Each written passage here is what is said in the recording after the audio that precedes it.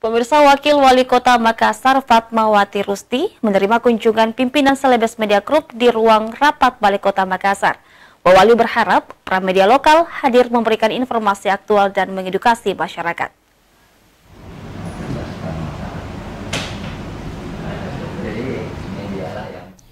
Bertempat di kantor Balai Kota Makassar, Wakil Wali Kota Makassar Fatmawati Rusti menerima kunjungan dari Celebes Media Group. Pertemuan tersebut diadakan dalam rangka audiensi untuk menjalin tali silaturahmi pemerintah Kota Makassar dan juga Celebes Group.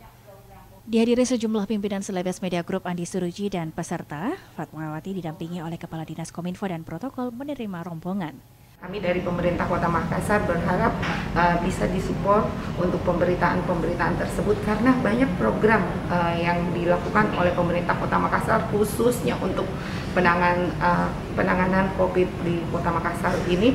Lalu kemudian ini yang perlu disampaikan oleh media sehingga seluruh masyarakat bisa tahu apa yang telah dikerjakan oleh pemerintah kota untuk menekan angka COVID dan juga mengejar vaksinasi di Kota Makassar ini sendiri.